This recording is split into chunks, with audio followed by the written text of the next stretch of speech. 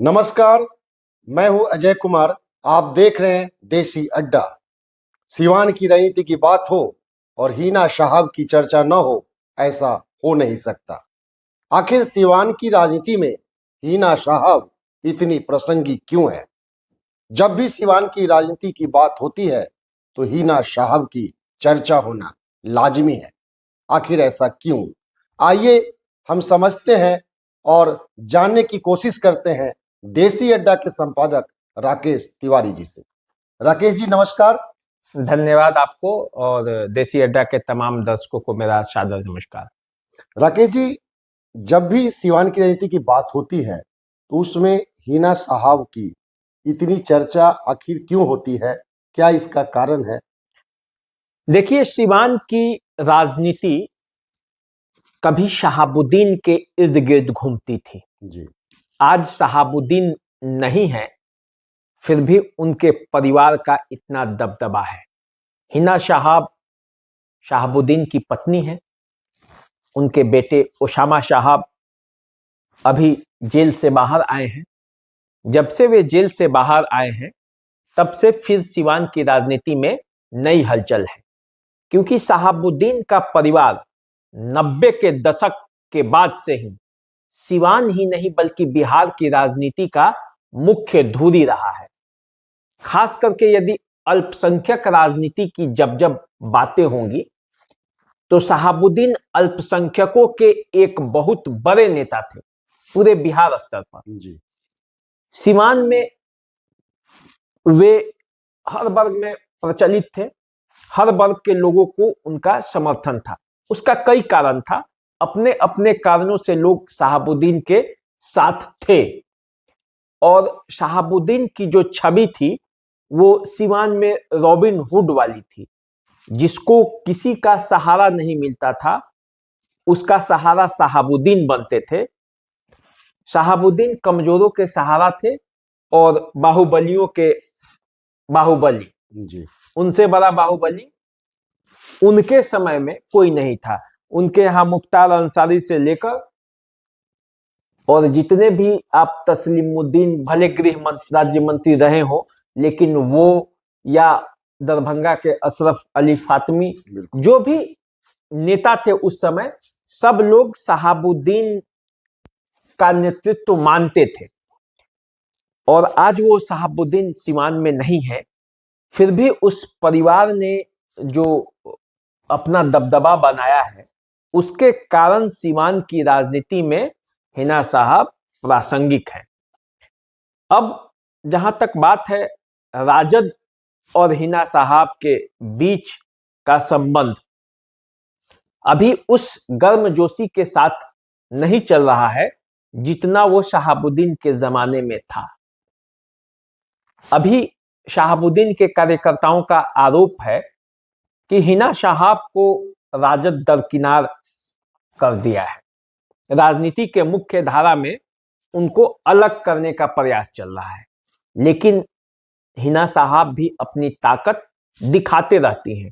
कुछ दिन पहले दरभंगा में एक कार्यक्रम था उनका, लाखों लोगों ने उनका स्वागत किया। सिवान से जब वो दरभंगा गई, रास्ते में हजारों गाड़ियों का काफिला था और जगह जगह फूल बरसाए जा रहे थे। जी।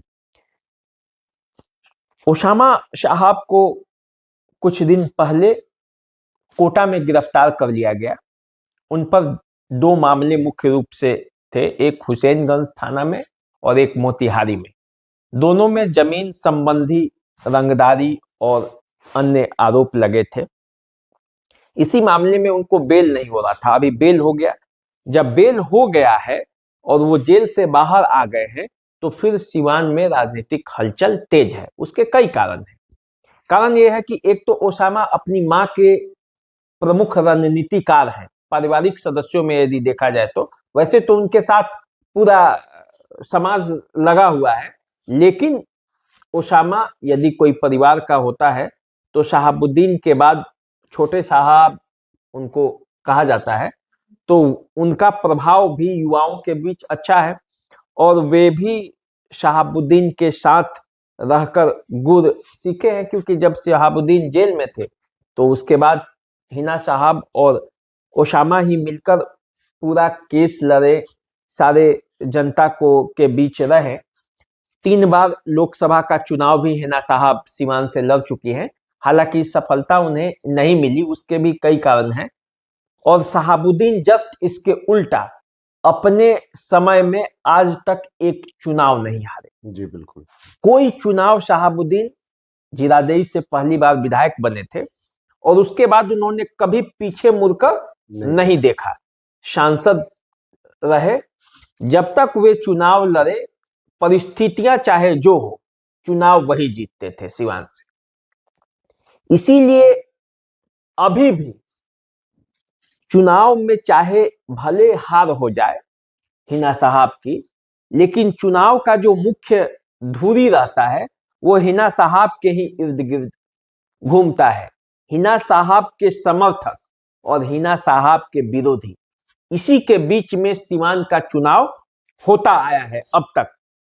अब समीकरण क्या होगा, क्योंकि अब राजद से भी हिना साहब की दूरी बढ़ गई है और ऐसा लगता है कि वे चुनाव राजद के टिकट पे नहीं भी लड़ सकती हैं, वे दूसरे दल में भी जा सकती हैं। कई दलों के नेताओं के साथ उनका संपर्क भी है और उनके समर्थकों की एक अच्छी खासी लॉबी है, जो दूसरे दलों में भी लोग हैं और उन्हें बुला भी रहे हैं।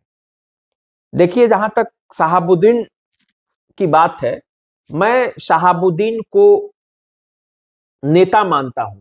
शहाबुद्दीन कभी राजनेता नहीं हुए, बिल्कुल। और यही उनके मतलब आज जो स्थिति है इसी का कारण है, क्योंकि नेता वो होता है जो नेतृत्व करता है। तो शहाबुद्दीन नेतृत्व तो करते थे, उनके नेतृत्व में कोई प्रश्न चिन्ह नहीं था, लेकिन राजनेता वो होता है जो राज के साथ चलता है। राज बदल गया, नेता बदल गया, लेकिन शहाबुद्दीन राजनेता नहीं बन पाए, वे नेता ही बने रहे और उसका खामियाजा उनको भुगतना पड़ा। हालांकि शहाबुद्दीन पर भी कई गंभीर आरोप हैं और उनके जमाने में यह कहा जाता था कि शहाबुद्दीन के बिना इशारे का सिवान में पत्ता भी नहीं डोलता था। और यही कारण है कि पिछले 3 बार से उनकी पत्नी चुनाव लड़ रही है। कहा जाता है ना कि कभी कभी मजबूती ही कमजोरी होती है और कमजोरी ही किसी की मजबूती बन जाती है। तो वो जो मजबूती थी शहाबुद्दीन की, वही हिना साहब की कमजोरी बनी हुई है और इसीलिए राजद भी हिना साहब से पीछा छुड़ाना चाहता है, क्योंकि सिवान की राजनीति पूरी तरह से बदल चुकी है। सिवान में अब पिछले 3 लोकसभा क्षेत्र का जो चुनाव हुआ है, उसमें पूरा मामला जो है वो हिंदू मुस्लिम पर आकर टिक जाता है और जैसे ही हिंदू मुस्लिम पर टिकता है तो वो चुनाव जो है उसकी बाजी पलट के चली जाती है। राकेश जी, जब तक शहाबुद्दीन थे तब तक आरजेडी का पूरा समर्थन उनको मिलता रहा, और आज जब शहाबुद्दीन नहीं है तो हिना साहब को आरजेडी समर्थन नहीं कर रहा है और उनसे कन्नी काट रहा है। इसका क्या कारण हो सकता है? देखिए, इसका कारण है वही पिछले 3 चुनावों में हार। उसके बाद उससे पहले के अतीत में जाएंगे तो जब शहाबुद्दीन बहुत बलशाली हो गए थे, उस समय से अंदर ही अंदर राजद से अदावत चलता था जी। प्रतापपुर कांड भी उसी की परिणति मानी जाती है। बिल्कुल। और शहाबुद्दीन का प्रभाव इतना बढ़ गया था कि आरजेडी सिवान में बिना उनके इजाजत की कोई काम नहीं कर पाती थी। तो इसलिए कोई नेता ऐसा नहीं चाहता है कि कोई नेता ऐसा हो जाए जी बिल्कुल, जिसकी मन मर्जी चले पार्टी में, तो फिर सुप्रीमो का क्या महत्व। तो पैर काटना तो उसी समय से शुरू हो गया था, लेकिन शहाबुद्दीन जब तक थे तब तक उनसे मुकाबला खुलकर करने की हिम्मत इसलिए भी नहीं हुई क्योंकि माई समीकरण टूटने का डर था। माई समीकरण पूरी तरह से यदि शहाबुद्दीन पर सीधा हमला होता तो माई समीकरण टूट जाता।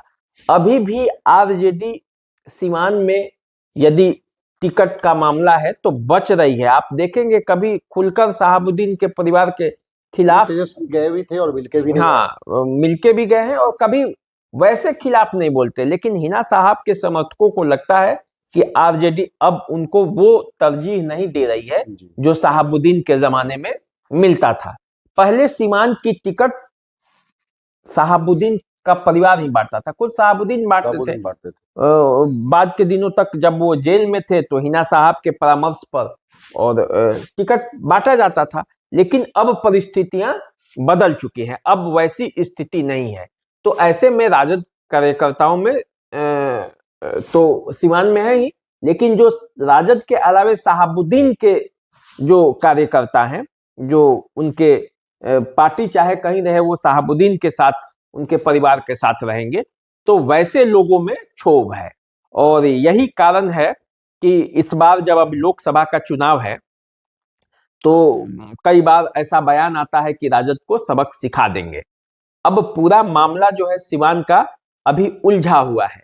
सीवान में कई राजनीतिक दल है, जैसे भाजपा है, जदयू है। अभी वहां जदयू की वर्तमान सांसद कविता सिंह है, पिछले चुनाव में हिना साहब को पराजित की थी, तब भाजपा का समर्थन जदयू के साथ था।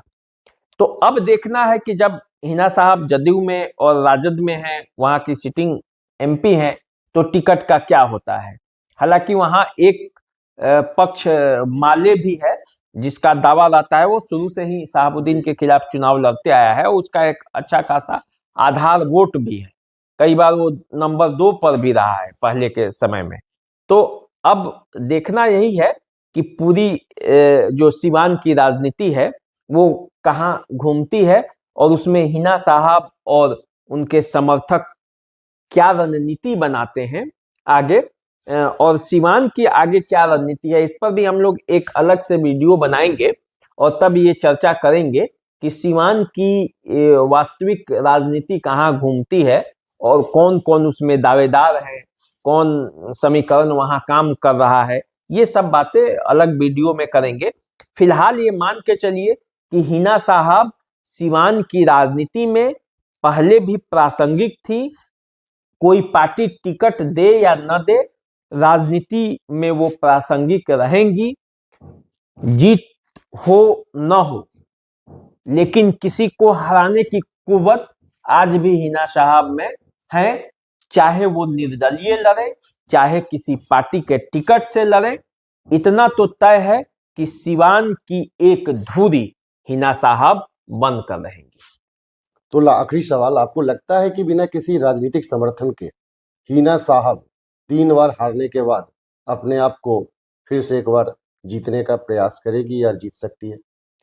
निश्चित रूप से हिना साहब की वो राजनीतिक विरासत वहां पे है और उस परिवार के प्रति लोगों में उतना समर्थन है, एक वर्ग उनका दीवाना है और हर वर्ग में उनके समर्थक हैं। क्योंकि शहाबुद्दीन के जमाने में जिन लोगों को चप्पल पहनने के भी पैसे नहीं थे, उनको भी शहाबुद्दीन के शरण में जाते ही वो बड़े बड़े महलों में रह रहे हैं और गाड़ियां और उनका राजनीतिक वजूद काफी बढ़ा। शहाबुद्दीन ने अपने समर्थकों के लिए अपनी जान की बाजी तक लगाई, वो कभी हिचकते नहीं थे अपने समर्थक के पीछे खड़े रहने से। इसीलिए आज वे समर्थक उनके परिवार के साथ दिखाई देते हैं। जब भी कोई संकट आता है शहाबुद्दीन के परिवार पर तो वे खड़े हो जाते हैं। तो अभी आप सुन रहे थे राकेश जी से सीवान की राजनीति में हिना साहब क्यों अहमियत है।